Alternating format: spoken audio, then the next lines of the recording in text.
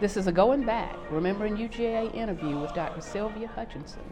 Today is March 6, 2014, and we are in the conference room of the Ray Nicholson House on the University of Georgia campus in Athens.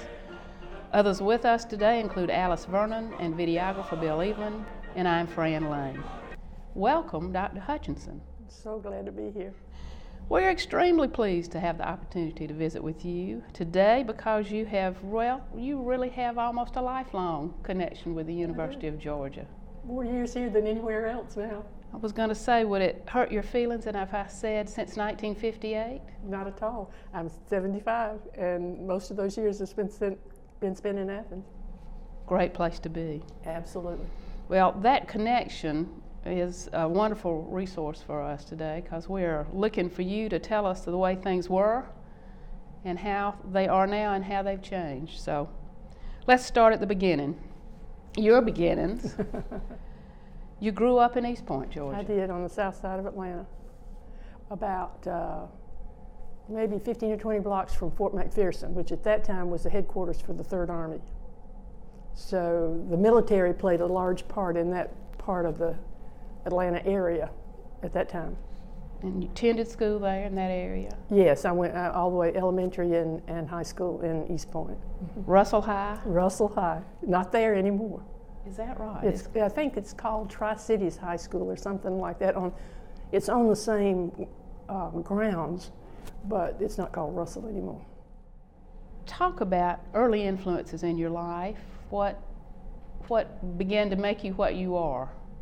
Well, everybody who knows me has heard me tell mama stories, so that's first and foremost. My mama was strong personality, and in the best kind of way.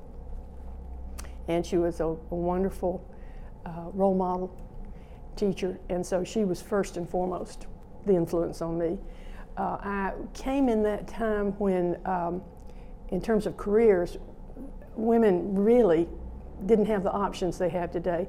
And so my teachers in elementary and high school, the women were incredible role models, bright and capable. I sometimes think about what they might have done in this era if they, had lived then. I had absolutely spectacular teachers who were doing things that are considered innovative today with us. And we did, and at that time in the Fulton County school system, there weren't the kinds of restrictions that there are today, so they just pulled up buses and took us to the symphony and to the museums, wherever. We took trips all the time. And I was a schoolgirl patrol, and so I got to go down to the Roxy Theater on Saturdays and wore your belt and opened the doors. I did. Oh. But it was, again, another era, and so the boys did the patrolling outside, and we were only inside the building. But we went to Washington, D.C., rode the train, and Hopalong Cassidy was my cowboy hero, and he was just the luck, but he was the marshal of the parade that year, and I thought, wonderful. How fortunate for me.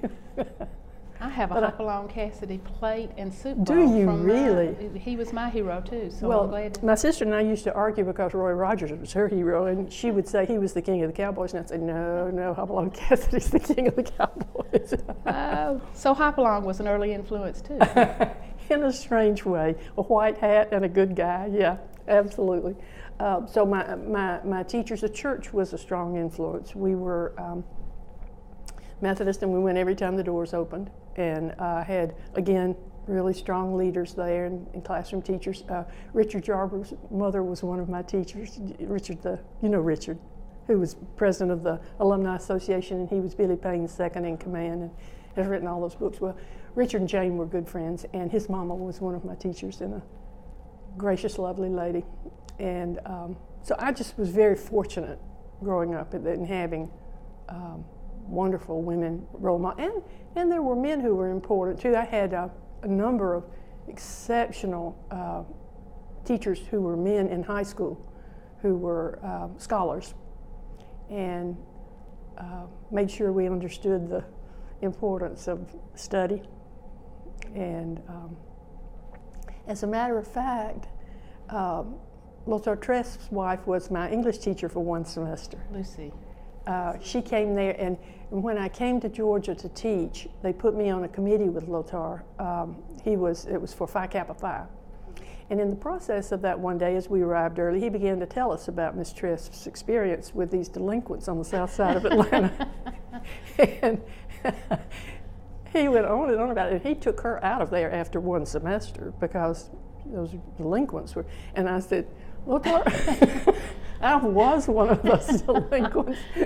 But we stay in touch, and when they made me recently the Director of Academic Partnerships and Initiatives, one of the first notes I got was from Mistress, precious, sweet, old guard, handwritten note that congratulated me and told me she was proud of me. And so I value her very highly. Isn't it amazing, those connections as they go through our lives? It's and where incredible. we bump into those people again. It's incredible. And when I see her at honors events, it's just sort of, there's a little, sort of like family right, again. Home yeah. folks. Mm-hmm. What, as you were finishing up at Russell High School, you began to start thinking about college life, and you started in Young Harris. What made that decision? Was that the Methodist connection, or? It was part of it. Daddy had told me that if I would study hard and make good grades, he would send me to school anywhere I wanted to go. And I wanted to go to Wesleyan. And I went down with some of my friends who were going to go to Wesleyan and took the interviews. You sat down with the president and had tea. And I said, I have found a home. She told us that knowing how to hold a cup of tea was as important as knowing how to conjugate a verb. And I said, this is the place for me. And I came home and told Daddy and gave him the expense sheet. And he said, you are insane if you think I'm going to spend this kind of money on you. So I started working and saving my money and paid my way at Young Harris most of the time. Daddy paid, I think, for a couple of quarters, but I paid my own way because I wanted to go. And at that time, Young Harris was a 2-year school. It's now a 4-year. But it was incredibly inexpensive compared to other places. And it's a strange thing in today's world. I don't think my students could understand this at all, but Daddy was a strong force, and even though he wasn't going to pay for it, he determined that I was going to go to a Methodist school, that I was going to go somewhere small, and cloistered was better than not cloistered in his mind, and that was Young Harris, so that's why I went there. I've always heard wonderful things, though, about the education there. When you talk about influences, I don't, I'm so emotional about Young Harris still. It was another set of family members for me. The teachers were wonderful, and I tell my doctoral students now, what was true about the teachers at Young Harris was that they had the time to spend in the library and read other people's research and then distill it for the students. So they were scholars, but of a different sort. I don't know, not much publishing went on there, I'm sure. But my goodness, what they taught us about how to use the library and how to read critically. And Miss Ravan was my English teacher, and she said to me, you can speak and you can write, but I don't think you understand why you're doing any of this with it. She said, be at my house at 4 o'clock every afternoon, and we parsed sentences and conjugated verbs. And I mean, it was that kind of place. Dr. Farley was my history teacher, and I've never had a history professor who was any better lecturer than he was. And he made us, we had to bring our notes and hand them to him and write our term papers in a 3-hour period in class, in a classroom. Because he wanted to be sure we did your own what he said we were supposed to do. Sylvia. So you had to study your notes and all that ahead of time, and then write your term paper on site. Great. I can't say enough about the preparation there, but the affection, the love that was there. And I remember once they asked me to speak at a new president's inauguration, and I said I could only hope that he'd have the same kind of relationship with students that Dr. Clegg, who was the president when I was there. And I said I could walk out of there and know that not only did I know Dr. Clegg's name, but he knew mine. And that's, in today's world, that's a gift. Absolutely. I'd never be able to repay Young Harris for what I found there. It's great. Good friends. My college roommate is still my best buddy in the world. We talk all the time. She lives down in Washington, Georgia. And she comes up and we visit on the phone. And lifelong friendships.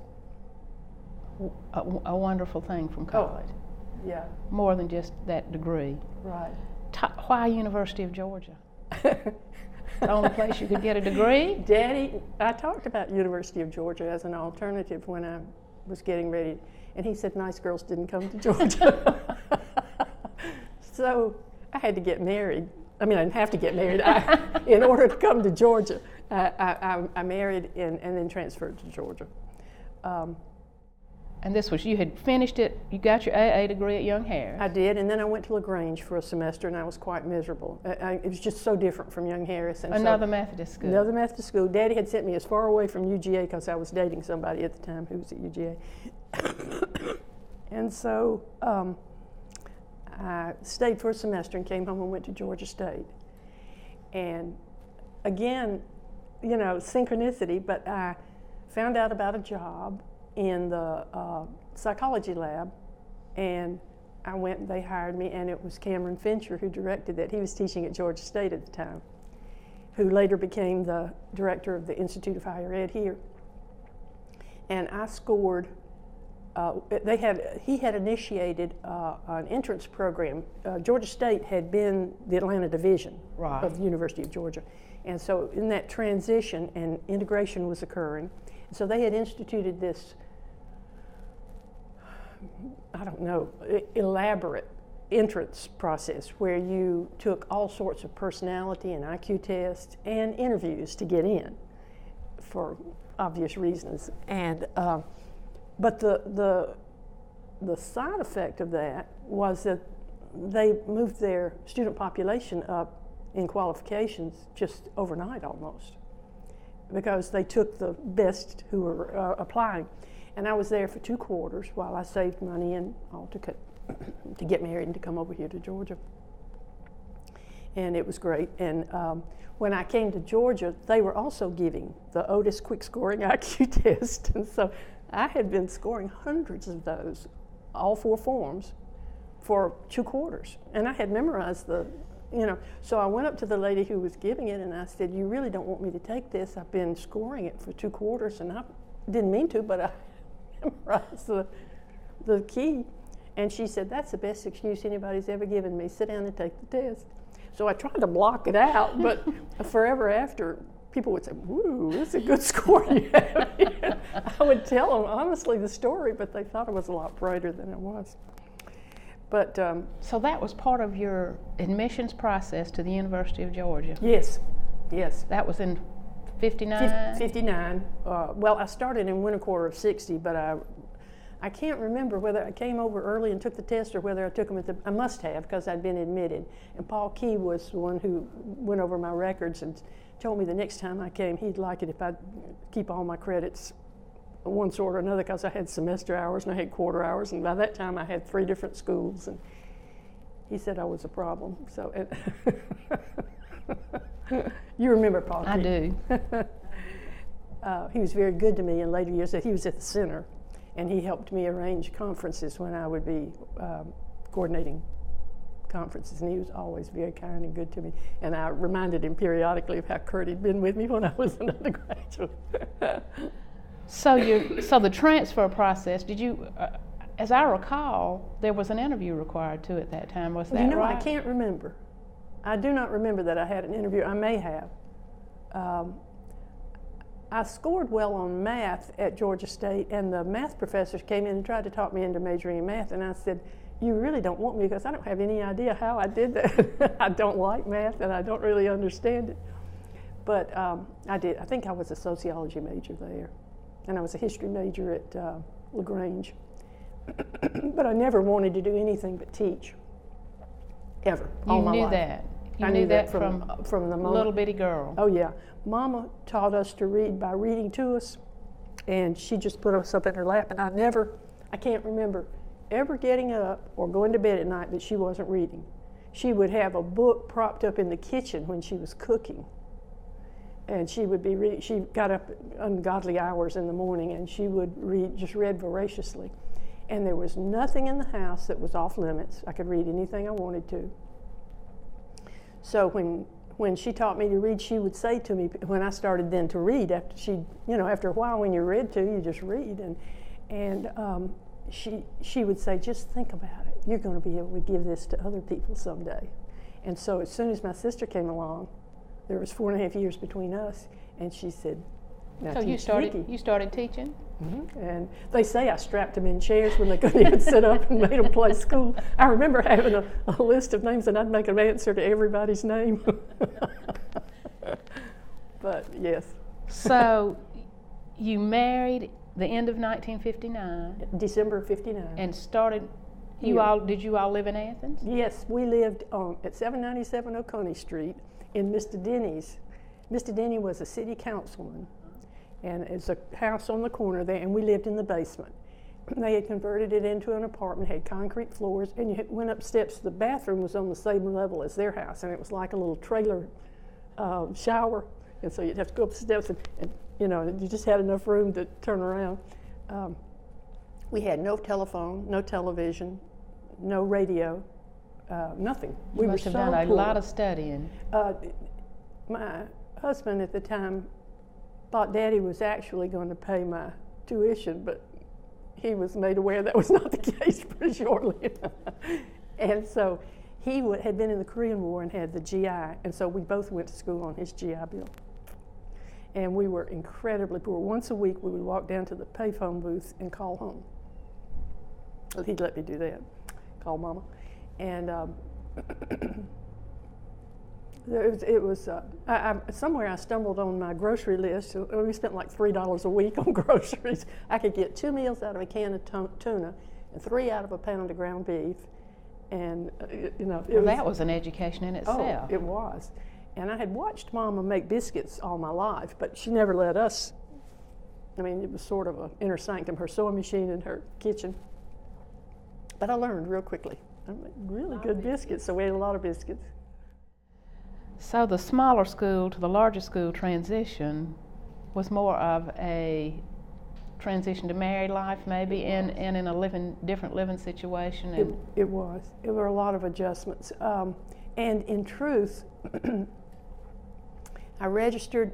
Bob was going to school at night and working during the day at Westinghouse, and so I came by myself to the campus and wandered around, and there were only about 6,000 or 7,000 students then. Compared to now, that seems like nothing, but the campus was still spread out all over everything, and there was not a bus system. And so we went to Old Stegman to register.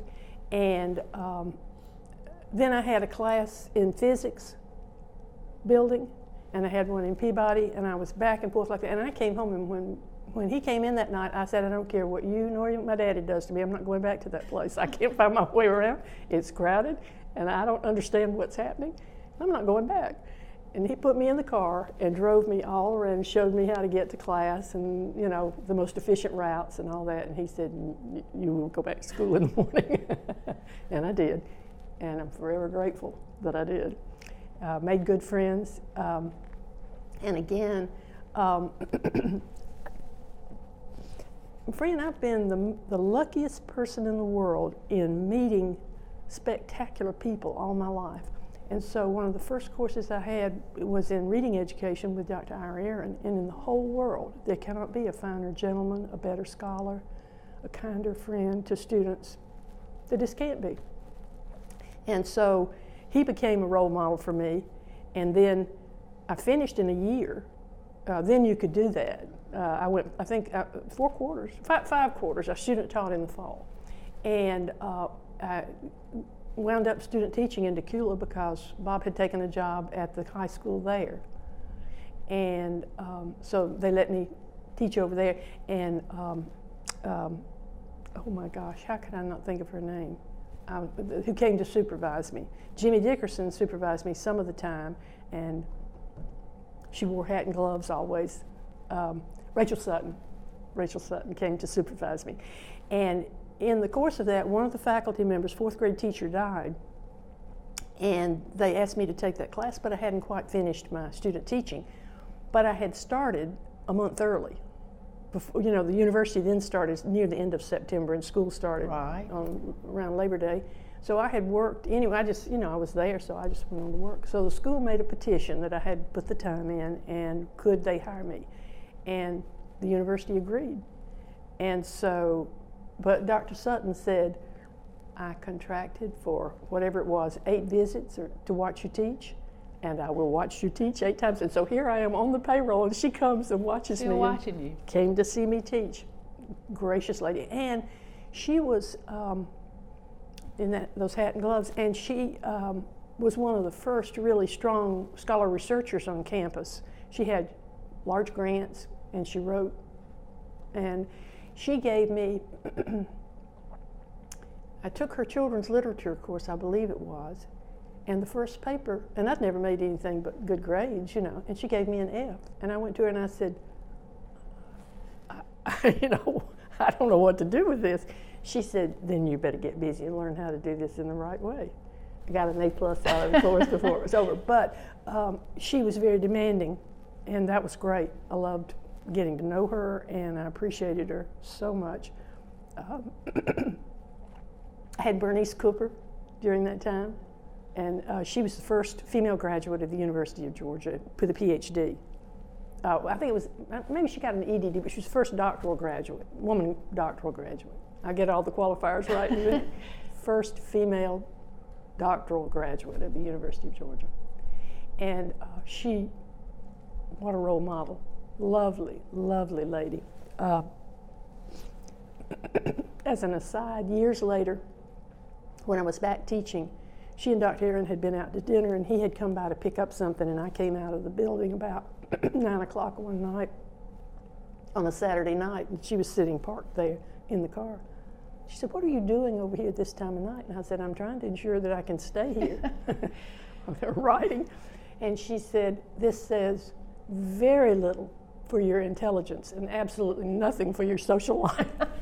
I said, you are so right.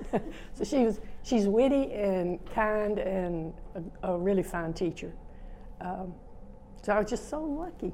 And then I took that job teaching in Decula, and we decided to come back to school, and I got a university-wide assistantship, and they gave me a choice of working with Jimmy Green in the stat lab or with Dr. Ira in the reading clinic. And I said, oh, that's a no-brainer. I'll take Dr. Ira. And so I worked for him. Now this was still an elementary, you got a master's in elementary ed. I did, because it was the focus was reading education, but I don't think we had a reading education degree at that time. But when I left here and we went to the University of Florida, to Gainesville, my husband was in school there, and I took a job teaching. They gave me a job teaching special ed because I had that reading background, and they were holding me in abeyance, and the next year made me reading coordinator for the county. So, but it was because of that, because Florida didn't have the reading specialization then.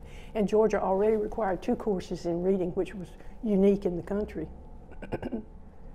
Sylvia, go back a minute. Let's go back to your desk. I'm sorry. That's fine. Let's go back and talk a little bit about life on the University of Georgia campus in the late 50s, early 60s. So you live fairly close by. I walked everywhere because I didn't drive at the time. Daddy wouldn't let me get a driver's license, and so when I married, I still did. Daddy was very powerful in our lives, and so I didn't have a driver's license, and so I walked everywhere to the grocery store, to classes. It's good that you were close by. It was good that you were close by. How did you dress? Sounds like a frivolous question, but do you remember? We didn't wear slacks, I can tell you that. We wore dresses, and that was at the time when I had finished my PE by that time, but they had to wear raincoats over their PE suits, gym suits. And we hitchhiked up Lumpkin to get, and I guess there were so many accidents, eventually they outlawed that, I don't know. I think about that every time I get stopped behind a student and they're switching drivers or whatever today. We had friends, but generally they were other couples. Did you ever eat on campus? We ate sometimes in that place that was under, we didn't have very much money to eat out, but every now and then it was a treat to do that. We'd eat, it was a hamburger kind of place in the basement part of CJ. Okay. And it was so crowded, and you know, it was just, this was so much larger than scary. Although I went to a large high school, This was a different kind of life altogether. And at that time, nice girls didn't go into the varsity. Right. So we would sit outside and wait on special nights when we had enough money to get a hot dog and onion rings. I would sit outside and he'd go in and get that. What you've talked about, Dr. But there were no places to eat out. Tony's came along sometime, and Davis Brothers sometime in there. I'm not sure it was where the grill is now, and the varsity was on the corner where the that was about it in the downtown area. And that was it. I know when we got a Hardee's on Baxter, we thought we were uptown. That was much later. I'm sorry. Hardee's got me in trouble. When I was living on campus, and at about 6 or 7 or 8 or 9 o'clock at night, and everybody got hungry, and they nearly had to get a trailer for me to ride around in. I ate so many Huskies. Did you have a Hardy Husky? Yeah, and the Chicken Shack, I forgot about that. That was on the corner where the Holiday Inn Express is now. Snack Shack. Snack Shack. Snack Shack. I've talked about those lemon icebox pies a lot. So that sounds like that my emphasis in college was eating. And I tried, I think it was my second time I ever tried a cigarette was in Harry's parking lot. For some reason, I don't know, it was very decadent, you know, So you came to Georgia to learn to smoke? Well, I tried one time at Young Harris. There was a handsome young man from Honduras, and I kept talking about, I think I'd like to find out what it's like to smoke a cigarette. And he said, well, and he took me out behind somewhere and shared one of his cigarettes with me, and he watched me, and he said that I looked like, you know, those little monkeys are the thing you put a little thing in, and he said, smoking should enhance a woman's femininity. Don't ever try to smoke again. You didn't look like Betty Davis or Joan Crawford. But I did try a second time at Harry's, and I don't think that worked out any better since I didn't keep it up. So your social life was pretty much other couples? Yes. Everybody trying to make ends meet? Yes. Did you go to the football games? Yes, we did that, for sure. We didn't miss any football games. I know you've been a wonderful athletic. Always. I think it's because I'm so inept that I like to watch other people who are good at it. But at that time, we also went to the basketball games, and they had men's wrestling at the halftime or before the basketball game. This was in Woodruff Hall? In Woodruff Hall. And that's, you know, when Red Lawson said we were the only team in the Southeastern Conference where wind played a factor. Yes. Big holes in the... So wrestling was the halftime entertainment? And men's gymnastics, too. We had... I'm trying to remember if but I think we had men's gymnastics back then. And then when Title IX came in, I wrote a letter saying I wanted to keep men's gymnastics too, and you see what a great influence I have. But we did have a men's gymnastics team at different points in there. And maybe I'm mistaken about that being at, it's hard to remember, but I know we had wrestling. Talk a little, do you remember the prefabs? Oh, yes. We didn't live in those. But did you have friends that lived in those? Yes. Talk a little bit about, because this is not something we've covered in anything. I don't know that anybody would believe the prefab. They had what they call Flavette villages on the University of Florida campus, and when we first moved there, we lived in those, and they were just like the prefabs here. And they were barracks. They had been barracks for the Navy pre-flight school here, right? And they were in terrible condition. Oh, they told us at Florida that if there were a fire just to go, because I think it was like 7 minutes, something like that, it would go to the ground. It was just, they were fire traps. And, but they were a godsend, because I think we paid $35 a month for rent in Florida, and it probably was something like that here. Very inexpensive. And again, we made incredible friends, and I'm sure that was true on this campus too, because, you know, if you had more than you wanted for dinner that night, you just invited anybody who was around. And, you know, I kept other people's babies for them, and we didn't have children then, but it was great. That was over on our East Campus. That's right, across from where Adderhold, the back of where Adderhold is now. just old thrown-up things that were. And eventually they did the R&D center in that, the Research and Development Center was in some of those old buildings before they finally tore them down. Any highlights or anecdotes about your days in undergraduate school here? Well, I was with a student the other day who was going to interview for the Tate Society, and I said, "Do you know who Dean Tate was?" And she said, "No." And I said, "How sad. Let me just tell you that he's an icon. He really was." And I told her about the time, maybe the second quarter I was here, I was standing out at what then was Administration Building, which is now Hamilton Holmes Building. And I was in line to, I don't know what we did there, maybe we paid our fees, I don't know, but Dean Tate and Mr. Danner were striding around on the lawn there, and I looked down and there were 3 20s laying on the ground at my feet. Well, 3 $20 bills, I mean, I've told you groceries are $3 a week. I mean, that looked like a small fortune to me. But another time, I turned and asked everybody in the line if it were theirs, and they said no. And so I took it over to Dean Tate, and he said, "Where'd you find this?" And I told him, I'd ask everybody in the line. Nobody claimed it. He said, "Be at my office at 8:01, 60 days from today. And if nobody's called for it, you can have it." And you can believe that I was there. At 8:01. Oh, I was there. And he What gave a it to me. godsend. It was incredible. I was so excited over that windfall, literally. And what a great opportunity to have a chance to encounter with the Yeah, Dean. yeah. And I've heard stories from Dr. Aaron about him during the integration period when he would, just stride into the crowds and ask for IDs. He understood so well that if I know your name, no matter what's going on, I've heard other people talk about that when there's a fracas going on. If you just say, "My name's so-and-so," and people will tell you their name. And once you know their name, things just tend to calm down. It's like, I know where you live. I know your people, too. And he did know just about everybody's people in the state.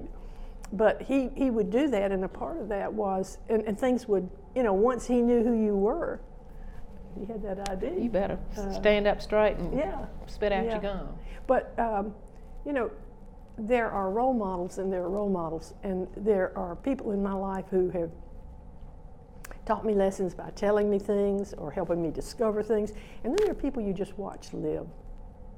And they just consistently do the right thing, care about people, live by their values. They're not always right, but you don't have to wonder whether, I used to say about my mama, if you gave me 100 situations, I could tell you 99 of what she would do or say, because she was so consistent. She knew what she believed, and that was Dean Tate. I mean, he knew who he was, and he lived that. That's a great way to describe him. You touched on it a little bit. Sylvia, you were in school in '61. Yes. For the Hamilton Homes and Charlene Hunter Gault. Yes. I was in the master's program at that time. As they began. And we had moved over to Baldwin. We had been in Peabody, and we had moved over the lab in the School of Education, College of Education, we were in Baldwin. But the library was still a fulcrum of the campus, very different from the way technology has moved the library in my sense. I mean, I was in the library all the time, and everybody else was. And I remember one day walking over there, and there were reporters and photographers all the time. And she was up on the steps going into the library, and there was an entourage around her. And I don't remember whether I was close enough to hear it or I read it later. I don't remember. But it made such an impression on me, because one of the questions apparently they asked her is something like, "What's it like?" And she said, "For me, the world is full of eyes. Everybody's always looking at me." And, it's what the middle schooler feels, not in the same way nor the degree, but I could identify so closely with what she was saying, except it was really true with her. The middle schooler imagines everybody's watching them when probably nobody really cares that much. But for Charlene, the whole world there was never a moment when she wasn't being watched. And gosh, it just made a great impression on me. And how do you live that way? Yeah, but we were, because we lived off campus and because we weren't in campus activities in the same way as we might have been, we really weren't in the throes of things. You know, it was all sort of happening over here to the side. Anything else about your early years here that we've not maybe touched on? That I tell you one thing. You mentioned the College of Education and the facility. It was in Peabody Hall. In fact, when I first came, started there in 1913. Yes. You weren't here quite that early. No. But and then in 1962 is what I have here. It moved to Baldwin, maybe a little bit before that. And, how in the world was there room in Baldwin Hall for everybody that was an education major? Well, we were so much smaller then. I mean, we weren't anything like the size we are now. And it was larger than Peabody. Right, no question. Now, the demonstration school had been in Baldwin years before. And Hazel Simpson. My first grade teacher. Well, did you go to the demonstration No. school? She was at Barrow then? Or? I was at Child Street that Child year. Street, okay. Well, she was the grad student with Dr. Aaron in the reading clinic when I came here in Peabody and then at Baldwin. What a personality. Oh my goodness. I learned from watching her. We had little, little cubbies where we tutored children who would come in. And so you could hear and see over the top and you could hear what went on in the next door. And so I would, all the times that I could, I tutored next to her so I could listen to what she said. She's an incredible teacher, and she was so dramatic. She played Big Mama in Cattle on Hot Tin Roof for the local drama club, a drama town and gown once, and it was perfect fit. But I heard her one time with a young man who had been brought to the clinic who was in high school and couldn't read. And so she had, she had tested him and found that he had the ability, for whatever reason, he'd just been left at the back of the class to his own devices and had not learned to read. So she started with the driver's manual because she knew that would appeal to him. He was getting close to age to take the driver's test. Brilliant idea. And as soon as he mastered what he needed to know to take the test, he was going to quit. So he had come in that day to tell her he wasn't coming back because he could take the driver's test now, so he didn't need her anymore. And she started this dialogue with him, and it was a description of who he was when he came to her. You came in here and your head was down and you couldn't read squat. And you can just hear Hazel saying that, can't you, if you knew her? And she took him through all the steps, and look at you now. And then she drew a picture for him about where he could go if he were willing to persevere. And of course he didn't leave. And I have chills thinking about it now. I've got chills right now. I mean, what a lesson.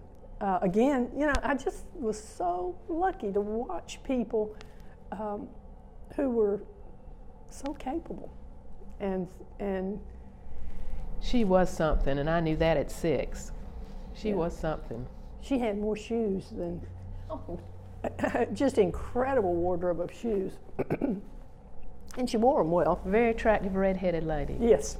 And that redhead was a passionate red-headed lady. Yes, that's she right. was in many that's ways. Right. I was going off on the facility for the College of Education over the years. Started in Peabody Hall, moved to Baldwin, and then in 1971, because I guess what had happened was that the great influence of the influx of the baby boomers had just absolutely overwhelmed. And you remember that Dr. Adderholt had been dean of the College of Education before he was president. And so he looked favorably upon you. I suspect so. Nobody ever told me that, but I assumed that. But people have said that's the ugliest building on campus. They just were trying to get the most out of the money that they could.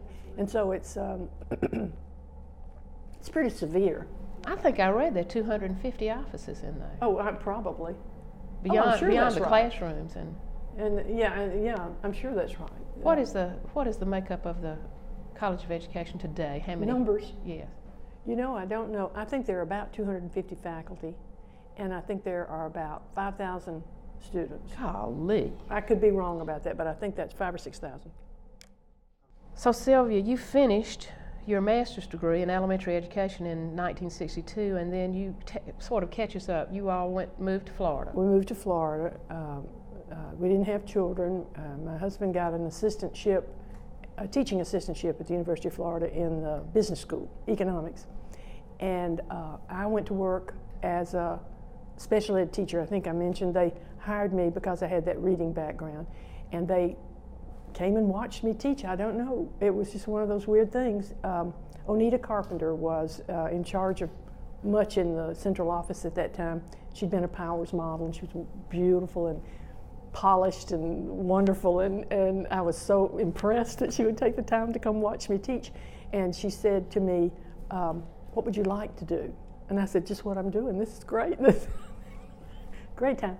She said, would you like to teach on educational television? And I said, not on your life. I said, when I teach people, I have to be able to put them up in my lap and hold on to them and look at them.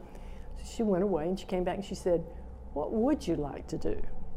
Really, what would you like to do? And I said, well, I was trained in reading. I would love to do something with reading. And they couldn't just come up with a supervisor's position, so they created something called a coordinator. So I did what a supervisor would do, but I got paid like a teacher, and they took me to the central office.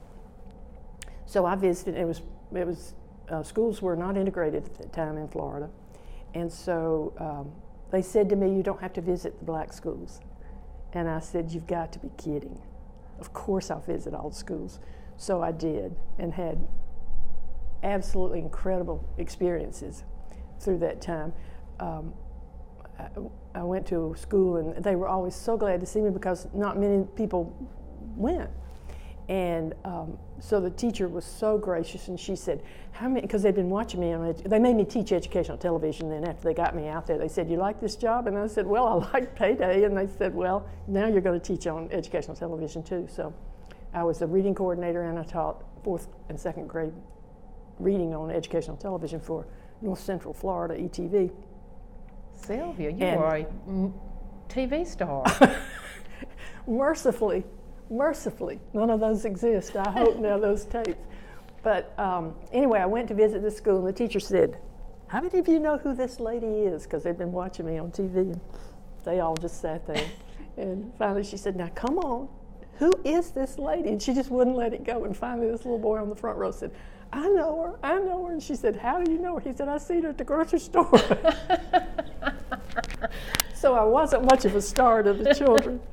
But I did that for 2 years and learned a great deal because I had to do my own script. You had to do an audio and a video side. They wouldn't let me use children, so I did a puppet, Wordy the bookworm. And when somewhere in there, when Onita Carpenter's husband was made president of the new institute, Florida University in Pensacola, she of course moved with him, and she said I should be the new director. And they came to me, and I said, no, I shouldn't. It scared me so. I just couldn't imagine doing what I'd seen her do. So I quit my job and said I wanted to go back to school. And that's how I got into the doctoral program at Florida, was just to get away from something that scared me so badly. And so I was in the doctoral program for a year then, but I was walking down the hall as a graduate student about 6 o'clock one night, and it was when the Cuban population, the boat people and all that came into, they were all over Florida, great groups of people from Cuba, and I heard myself, and I looked in the door, and they were running for these Cuban citizens who didn't speak English, my reading tapes, and here I was saying, hi, boys and girls, where do you, oh, with my big bouffant hair, this was the 60s. I don't know what to say. Humbling is not the word. I wanted to crawl under the building. But anyway, at the end of a year, I was ready to take my qualifying exams, and they offered me a position at P.K. Young Demonstration School doing research. But my husband had finished his PhD by that time, and he was ready to go and had a job offer. And so I didn't know about Women's Lib, and we left. And subsequently, children came along, and by the time we were living in Gainesville, and the dean there somehow found out that I had all this stuff in my background, and he came and wanted me to teach, and I said, oh, I can't teach big people. I teach little people. I like to be able to put them up in my lap. And he just kept on and on. He wouldn't let, and I said, well, I'll tell you what.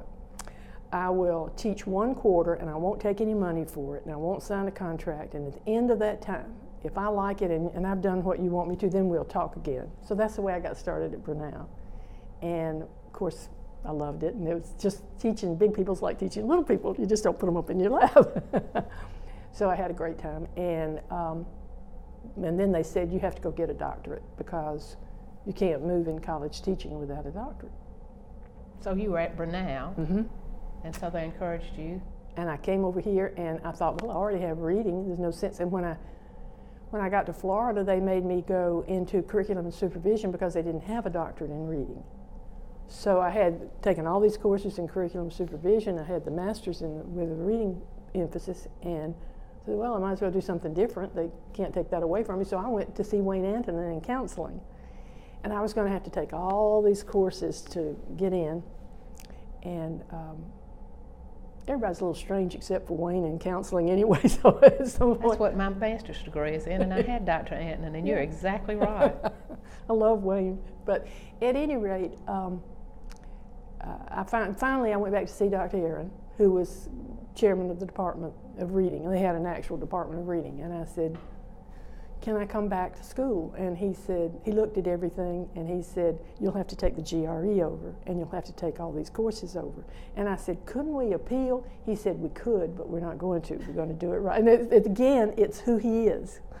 You know, everything by the book. So I took the GRE over, took all the courses over. He used to say my list of courses was longer than some people's dissertation. So, and that's how I got into the doctoral program at Georgia. And I told him, after I had been admitted, they had a rule that you would take a year where you would get to know everybody before you picked a major professor. And so they would assign someone to you to be an advisor before that, in that interim period. And I said, Dr. Aaron, either you'll be my major professor or I'll just go home now. It doesn't make any difference to me, but I'm not going to work with anybody else. And he said, oh my, like that. So he took me. But I coerced him into taking me as his candidate. And I'm forever grateful that he did. All right, now you drove from Gainesville? I drove from Gainesville for the first year. And you were still teaching at Brenau? Yes. And then we moved over here for me to finish. And I worked with what was called a Rousseau project, writing material for adults who didn't know how to read. Literacy. Mm-hmm. Mm-hmm. And Byron Calloway, who was head of the clinic at that time, and George Mason later became the department chair. Hazel Simpson was still here. She was the only female at that time on the faculty in the reading department. Bob Gerald's incredible friend and mentor. Al Kingston, I took, these things are going to come back to haunt me, I know. But I took a course from Al, and it was a wonderful group. And he was sitting at the head of the table, and he started one day talking about, and you're in reading, he said. He said, well, I've got a theory about reading education. He said, if you're going to be a good reading teacher, you have to be booksome. And he went on and on about this. And I just picked, I carried like a snail, all my books on my bag because I was on my back, on my arms. And I listened to it for a while, and finally I just picked up everything, threw it on the table, and just got up and walked out. He followed me out into the hall, and he said, what's wrong with you? And I said, look at this chest, it's all over for me. I said, I've spent all these years trying to be a reading teacher, and you've just annihilated all. He said, get back in there. So I did. I didn't realize that was a requirement. But for the most part, great people. I did have a psychology course from, what was the woman's name who sued the university, and Jim Dennon went to jail for it, not revealing his vote. I can't remember her name now. Anyway, I was in her class, and Piaget. I took a class on Piaget from her. And that was an interesting time. I was going to say, well, in a minute, I'm going to ask you about some of the good times and the challenging times and some of the events that have happened over the years and your reaction to those. But how did you get back to Georgia on the faculty? Well, we left here and went to Southwest Texas State, which is now UT at San Marcos. And there was a family breakup, a divorce, and the boys and I took a vote on where we'd like to live, and we decided we'd like to come back this direction. And I got an invitation to interview at LSU, and they were very favorable and very kind to me and everything. And but at that time, then they had a budget crisis in Louisiana, and line position was struck. And so here I was. I had given up my job in Texas, and the position didn't come through. And so I called to Georgia, and they at that time kept a position for doctoral students in transition. There you could be a interim assistant professor, and it happened to be open. So they said, come on back and get yourself together and figure out what you want to do. So I came back here, and for a year I taught in that position. And toward the end of that year, a line position came open in reading education. And Jim Denon, great Bob Gerald's, Dr. Iyer, all these people who were my mentors were saying, why don't you go ahead and put your papers in? We don't hire our own, but it'll be good experience, and we'll treat you just like you were somebody coming in from the outside. And it'll be good experience for you when you start to apply for these other positions. So I did.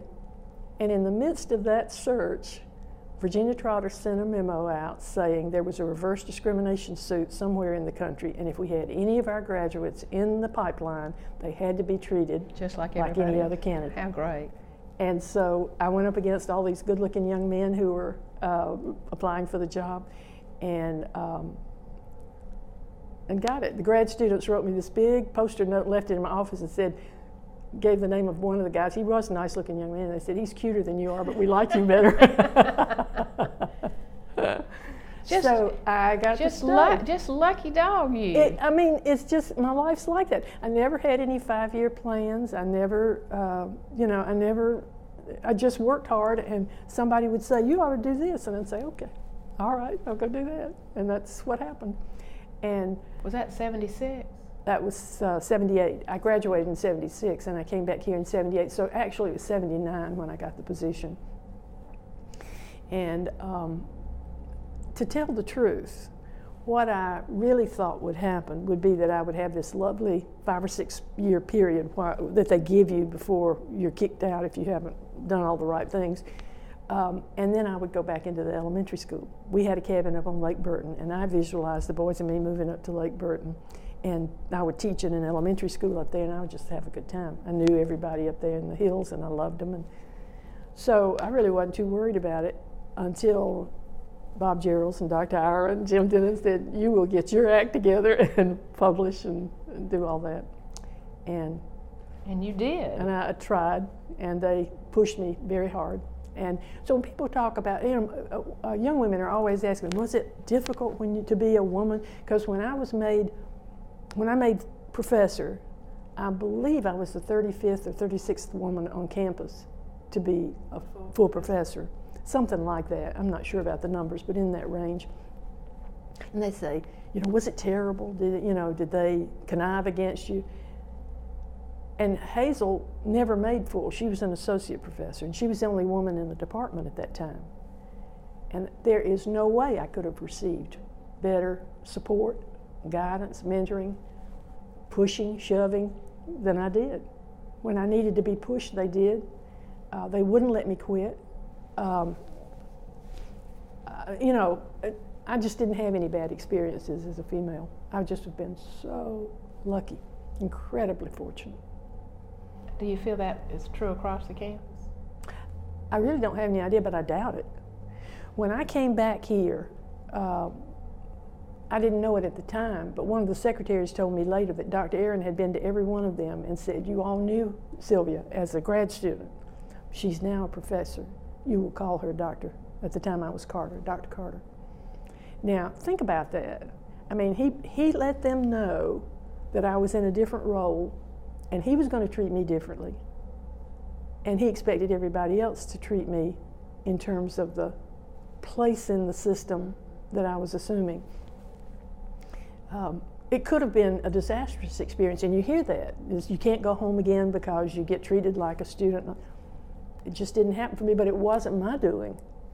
He cleared the way for me in a way that I didn't even know that would have helped. I wouldn't have known what to say, or I wouldn't have even thought about that. So I was just lucky. I'll tell you. It was, but I've heard horror stories about other places on campus and certainly in the country, so I don't entertain any idea that my story is the signal one. It just is what happened to me, and I'm grateful. Well, and it kept happening for you. You were Associate Dean of the College of Education in 1994. I was home making up my bed, minding my own business, and Rush Yaney called me, and he said that he wanted me to do it. And I said, "You've got to be kidding. I don't want to be an administrator. That's the worst job in the world. I just want to teach my classes." He said, "Okay." He called me back several times, and he said, "Well, I'm going to tell you what I did." He said, "I put the names of the people I was thinking about choosing on a sheet of paper, and I took it around campus, and I said, this is an interesting job limitation kind of thing." He said, "I said, of this list of people, who would you be least surprised if I asked them to be the interim dean, associate dean?" And he said, everybody said me, Sylvia. And he said, and I said, "Well, just 9 months. That's all I have to stay." And he said, "Yeah." So I kept teaching full time and did that. And they made me the development officer and the alumni person, all doing that. Did away with the other 2 associate deans when I came down. And you were leading a rich, full life. Well, I have. Alphonse Pacino came back, and he had been on leave. Russ was just an interim. So Russ goes back up to teach and leaves me with Alphonse. And I go in and say to Alphonse, you pick whoever you want to be your associate dean. It'll take me about 30 minutes to get my stuff. It would have taken longer. Anybody who's seen my office knows it would take longer. But anyway, I said, "I'll get out of here and you put whoever." He said, No. We've been through so many changes. I want you to stay right where you are." Okay.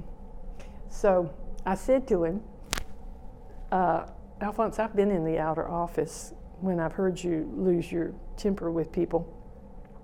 And I spent a large part of my early years being yelled at. My daddy was very vocal. And I will not be yelled at again. So if you ever yell at me," as I said, it'll take about 30 minutes to get my stuff together, and I'm out of here. And I'm probably going to tell everybody when they ask me why I left. And do you know that man never raised his voice? If he said, "Gosh," he apologized to me. He was incredible. I had no problem working for Al. And he stayed another, couple of years. And then Russ came back in as the dean and asked me to stay with him. So I think I was there maybe 7 or 8 years, something. And finally I said, "I want to die if you don't let me out of this office."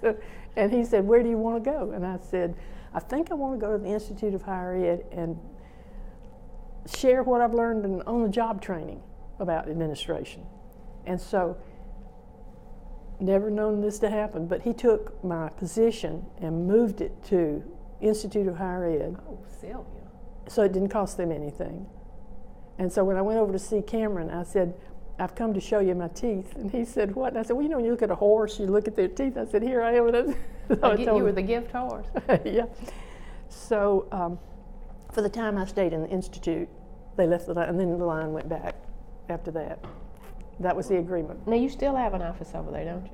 No, I moved to I just reinvent things periodically. So when I finished, I was coordinator or whatever for the postdoc in teaching.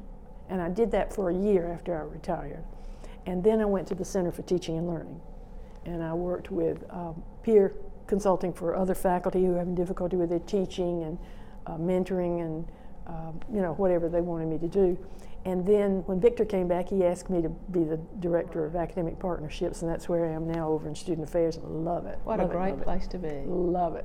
It's just never dreamed I would be in student affairs. And I'm learning a lot, and they pretty much let me do whatever.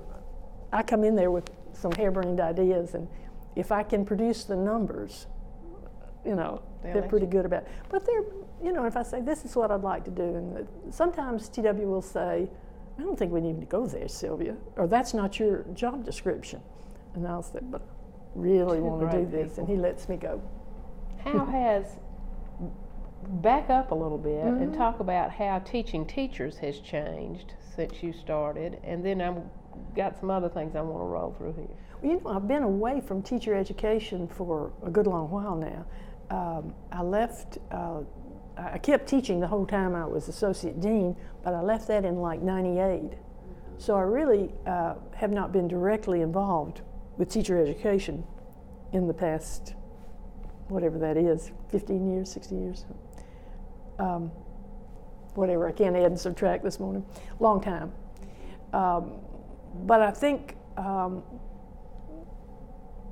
that we've been through a number of important changes where we have tried to make the teaching and learning process more related to the real world.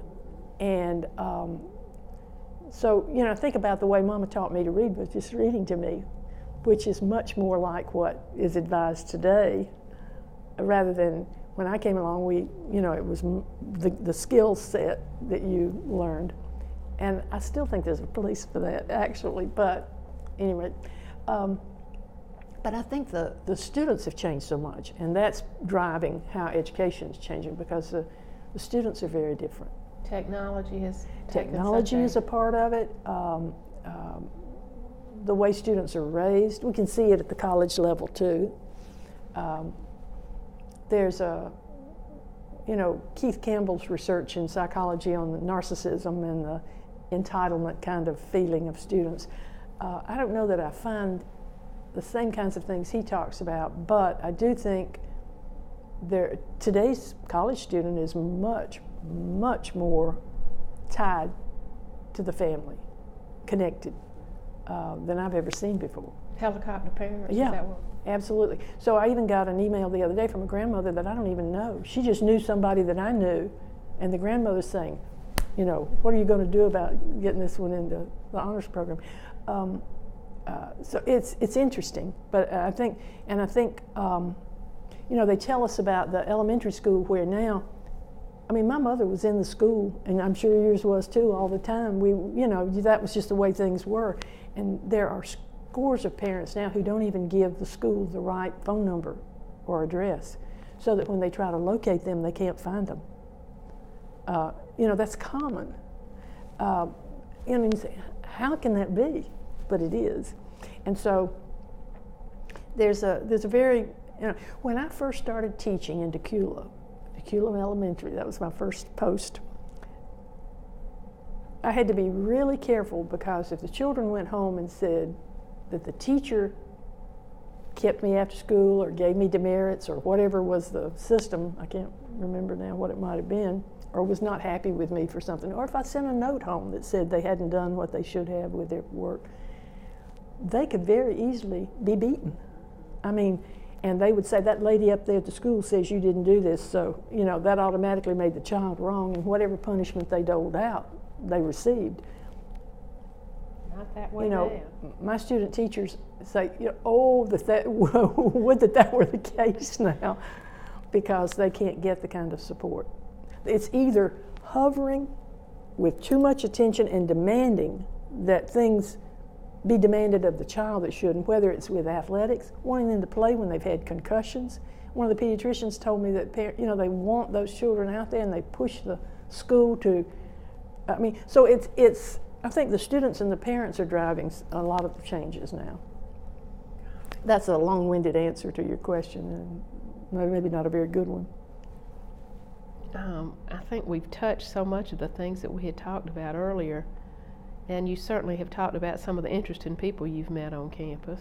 I tell you that when I retired, people said to me, "Oh, now you can do what you want to do."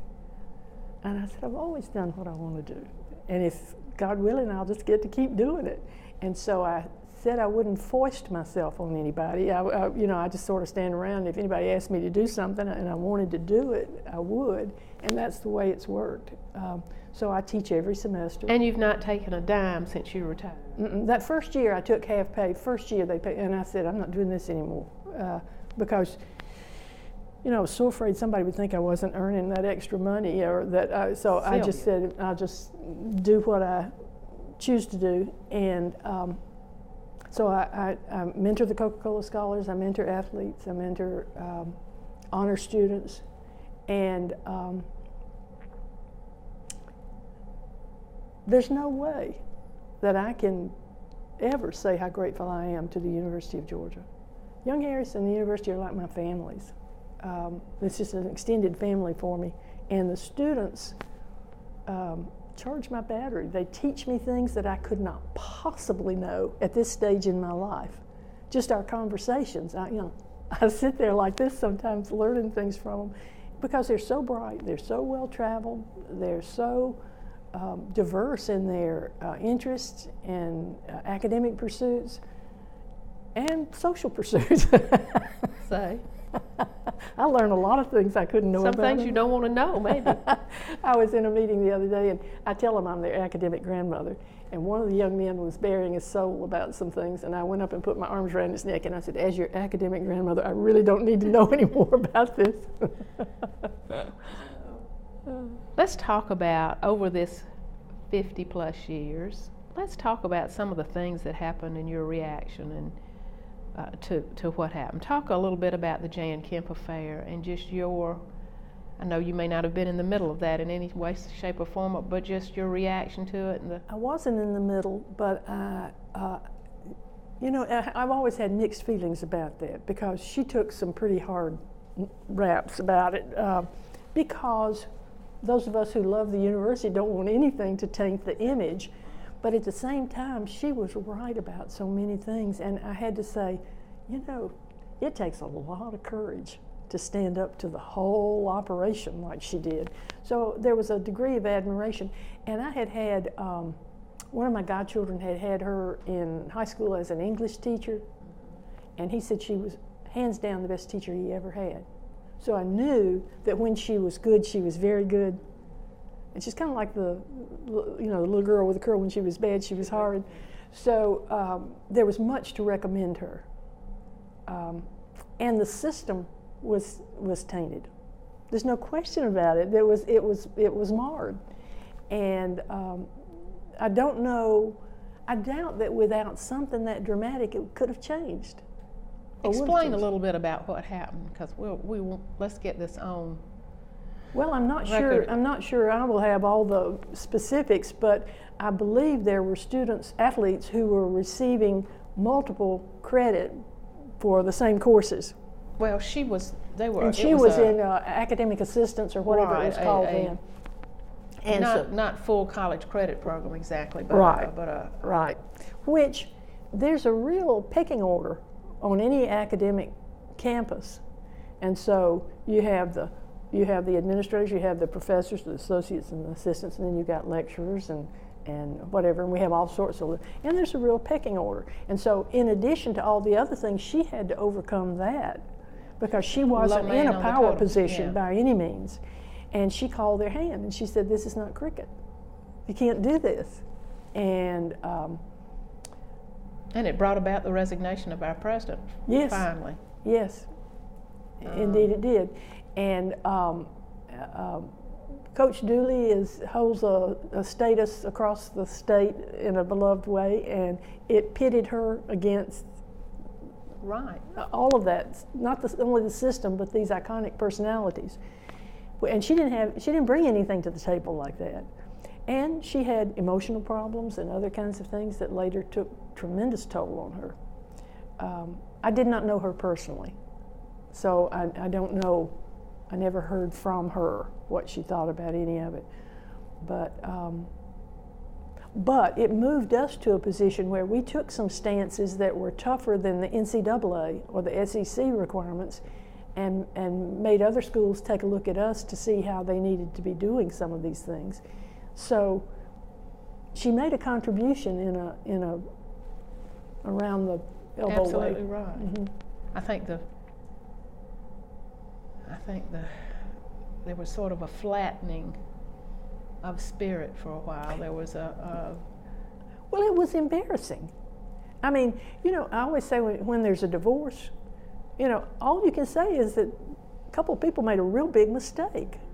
And so you have to, so here we are with this, and in a sense it was that tearing of the fabric. And it wasn't in the seam, it was in the fabric. So you don't put it back together so easily. And people were embarrassed, they were angry. They didn't want to admit that there was a right to this, a rightness about it. They wanted to find some way that she was wrong and the system was okay, but it wasn't. And so justice was served? I think so, but a pretty high price for her. And probably, I think the system came out of it the better afterwards, but I'm not sure she did. And then Dr. Stanford came in and picked everybody up with his kind, good man. He's one of those personalities we've not touched on much, although we did an interview with him years back, which was a real experience. But and Louise McBee was a large part of all that. Right. And I should have said, when I talk about role models, my goodness, I cannot tell you the number of times it crosses my mind, what would Louise do in this situation? And I went to see her. My son was having some health issues, and I kept saying, what am I going to do? The insurance doesn't pay for this. And they said, well, go see Louise. So I did, and she said, this is not in my purview, but she said it's wrong. It should be being paid for, and I'll keep looking at it. And she said, I can't promise you anything, but I'll keep working on it. Today it is taken care of. It took a long time. But what she did was call me at least once a month to see how that child was. And that's how we became such good friends. And she's a role model for all time. Absolutely. Certainly for us, she was involved in a lot of our jobs, I will say that. Absolutely. Talk about Hope Scholarships, if you've seen a change in the world because of the Hope Scholarship, explosive growth on campus, some of those things. Well, going the other way, the explosive growth, every time if you know everybody in the party, you're not going to say things or do things because everybody's going to see that and hear it. As things get bigger and bigger, it causes people to get less considerate, I think. The pie's the same size, but it's got to be divided up in more pieces, and so I might get a little. So the growth causes some real problems in just etiquette, civility, what there is to share. And if somebody's not vigilant about that, there's a real toll that's taken on the whole operation. And so sometimes we forget that we've grown so dramatically. When I came in there, 6,000, 7,000, 8,000 students, I don't remember exactly. And now, there are people everywhere, and but the good side of that is that the diversity on campus has enriched us to such a point that we couldn't have dreamed about that when I was a student here. So that I deal every day with students who have such different backgrounds from mine. They look different. They are from different homes and countries and experiences. And so I learn, and we all do, and we get rich. I tell my students, strike up a conversation with somebody who looks different from you on the bus and find out everything you can, because you'll be richer for it when you get off than you were when you got on. And they look at me. I go across campus and I try to make everybody speak to me, and sometimes I have to get down like this and wave to get them to look at me. They're all connected on their buds, and they don't want to be bothered. So the size is a problem in some ways, but it also offers some rich new opportunities that we didn't have. The hope is incredible because it took us to a whole new level with our students, where when people said things like, I couldn't even get in the university, they weren't kidding.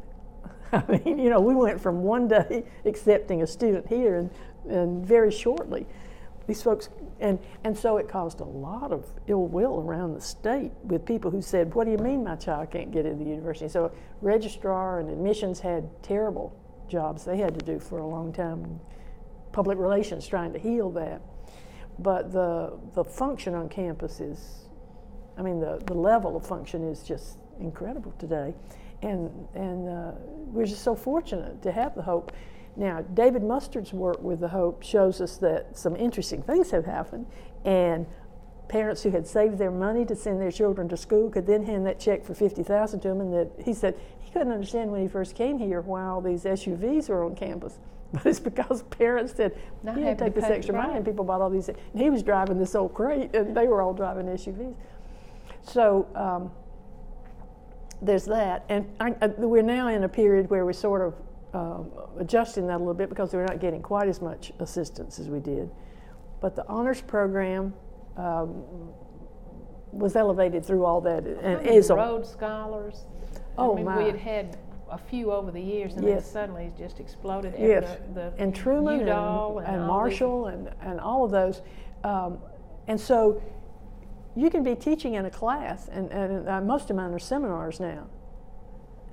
And I might have a third of the class who had perfect SATs. It's a great day. You know, this is exciting. At the same time, I think there is something that happens where honor students feel like they're resistant to throw out an idea or risk something, because then people will know I'm not as smart as I'm supposed to be. And so I really like classes that are mixed, because your students who are not honor students are far more inclined to throw out an answer and see what happens. Yeah. Oh, yeah. Interesting. I mean, that's my contention. I don't know what anybody else thinks, but I like having a mixed class because I think it brings everybody up. And the thing to keep in mind is, because the entrance requirements are so high now, you could have a room full of honor students, but you could have the rest of the room filled with students who are not honor students, but are like 3 or 4 questions away from being eligible. Or you have students who just didn't apply for honors because their guidance counselor didn't help them, or the family didn't know. And we forget that there are hordes of transfer students who come to Georgia. There are something like, I've forgotten the number, we just got it, but a good number of first-generation students still. We forget that there are these people on campus who are not operating at the level where they've flown all over the world and done all these things. And so the diversity is incredible. And it's so exciting to me. So it's a fun time to be a It is. A faculty. I cannot think of a happier way for me to spend my twilight years than with the opportunity Somehow I don't think to you've be got with twilight these years, students. Sylvia. You're going straight into that good night. I hope so. That would be a good thing. Just go to bed one night and I'll be up in that great school in the sky. I know that you had the opportunity to work alongside or with Governor and then Senator Zell Miller in the Institute of Higher Education. Talk a little bit about him, and you may have had a Young Harris connection with him prior to that. He was a student before I was, and then he came back to teach after I left, so he taught my sister. And she thought he was the best teacher she ever had. And she kept a note that he wrote her that he someday expected to read her in the New Yorker. And it was she never did publish in it. She published a lot, but not in the New Yorker. But it was a prize to her. She valued it very highly. And if you brought him into a room of a whole group of people, he would look around. He might not recognize you right away, but if you gave him a name, he would say, you sat in the 3rd row. And he knew right where people were in his classes. And he was very, he confused me with Vicki sometimes because we looked a little bit alike. And but when he came here to teach, my office was on one side and his on the other, so he told people we were suite mates. Shirley would say, don't say that. But I really enjoyed the opportunity to be with him doing that. And he's doing really well now. I see him when I go up to Young Harris. He's, like all of us, he's getting older, but he's okay. and Shirley's wonderful. Well, he was an interesting addition to our campus. And what a contribution he made with Hope. And I was opposed to Hope in the beginning. I just, all I could see was people, the poor people who'd be buying those tickets and you know, needing help and wasting money on lottery tickets that they could never win. But it's been a boon in miraculous It'll certainly ways. be the way he's remembered in the positive sense, I think. Absolutely, absolutely. And I think as a writer about that part of the world, he's written so many books, but he's written a number about the mountains, and he has such enormous affection for the land and and young Harris specifically. And he's a good model in the sense that his affection for his teachers, he never forgot who those people were who were important in his life. And he's very much revered in that area as a neighbor, as a, you know, not as a governor and a senator, but as a neighbor. Well, Sylvia, you have anything else you want to add to our? This has been a joy. When do you get to do this much talking about yourself? Well, what a pleasure it has been for us to. Well, thank you for asking me. As I say, the university's my family, and I love it and can't imagine that I could be as happy anywhere else as I am in Athens.